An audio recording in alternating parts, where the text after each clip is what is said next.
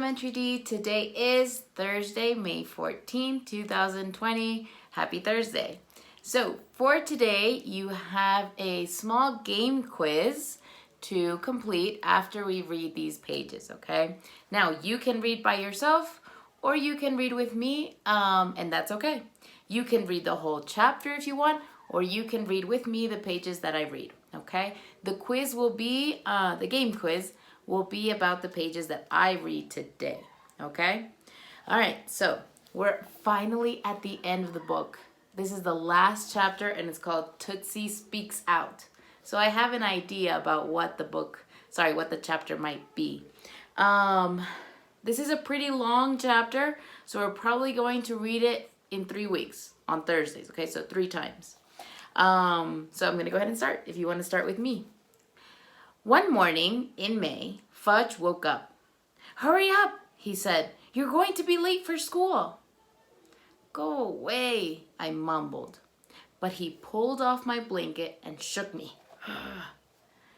"You're really going to be late for school." I looked at my clock radio. 10 after 8, so how come my alarm didn't go off? I wondered as I jumped out of bed. I raced into the bathroom, splashed some cold water on my face. I threw on some clothes and headed downstairs. It was quiet in the kitchen. "Where is everyone?" I asked. "Ha ha," Fudge sang, jumping up and down. "Ha ha, it's Saturday. I really fooled you, didn't I?" Now, Peter thinks that it's Monday or Tuesday, but actually it's Saturday. He has no school, okay? So let's go ahead and go to page 160. "You little..." But he was out the back door and running before I could get my hands on him. I clunked back upstairs and got into bed. "I'm going to kill that kid," I told myself. "I'm going to tear him to little pieces. I'm going to..." I tossed and turned, but it was no use. I couldn't get back to sleep. Imagine you're sleeping so nicely and somebody wakes you up and then try to go back to sleep. It's very difficult. I heard Tootsie babbling. Blah, blah, blah, blah, blah. Goo goo gaga. I got up and walked down the hall to her room. She was sitting up in her crib, flinging out toys, just throwing her toys out of the crib, one at a time. She stood up, and when she saw me, she held out her arms. I lifted her out of the crib. "Yuck," I said. "You're smelly." I set her down on her table and changed her diaper. What a good big brother. "Yuck," I said again. The worst thing about babies is diapers. I cleaned her up and dumped plenty of baby powder on her backside. "Yuck," Tootsie said. "That's right," I told her. "Yuck." I carried her down to the kitchen, put her in her high chair, and gave her a bowl of dry cereal to nibble. Fudge peeked in the back door. As soon as he saw me, he took off again.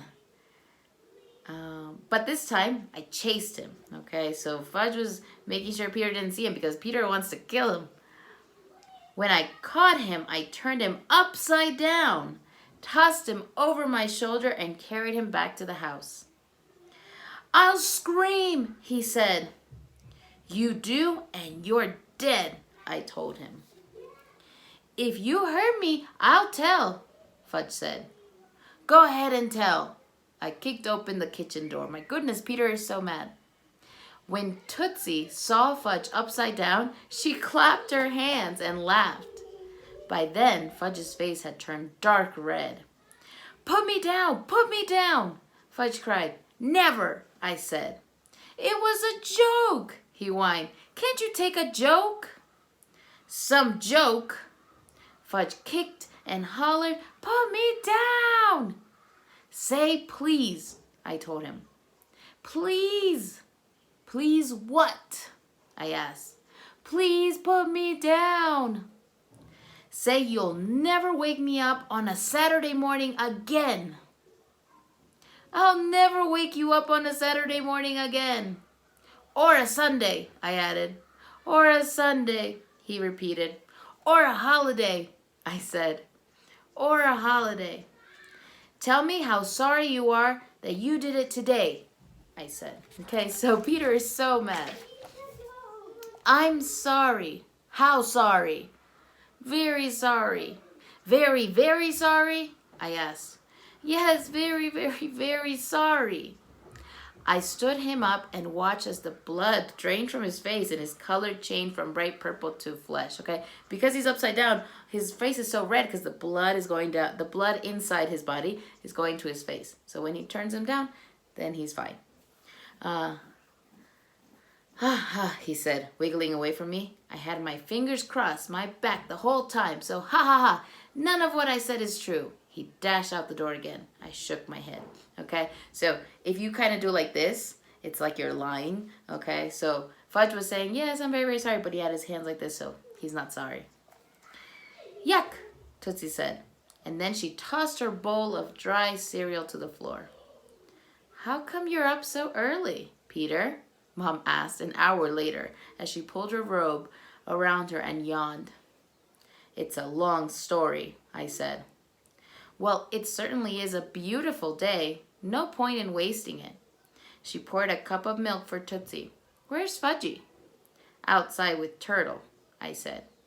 He's such an early bird, Mom said. The early bird catches the worm.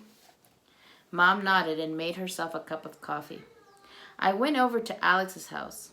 Let's do something exciting today, I said. Like what? Alex asked. That's the problem, I said. I don't know. We could dig worms for Miss Mulder, Alex suggested. No, it's too early for worms. I told her the fattest ones aren't ready until late summer. Well then, what? We have to think, I said. We sat on the sofa watching dumb Saturday morning cartoons for the next hour. I got an idea in the middle of Spider-Man. So they're watching Spider-Man and thinking, what can we do? How about a picnic? I said. It's a perfect day for a picnic. Where would we have it? Alex asked. I don't know. Alex scratched his head. How about the lake? We could watch the university crew rowing while we have lunch. So this is to row in a boat, okay? Yeah, that's a good idea, I said. What have you got to eat? Probably nothing, Alex said. We both went into the kitchen. My mother shops on Saturday afternoons. He opened the refrigerator. I was right, he said, slamming the door. Nothing. Okay, so we're going to finish right there. And they're trying to have a picnic, but they have no food. So how can you have a picnic with no food? Okay, so we will continue reading this next week. And make sure to do the quiz from pages, the beginning of chapter 12, which is page 159, until the end of 163. Goodbye, Elementary D, and have a great weekend.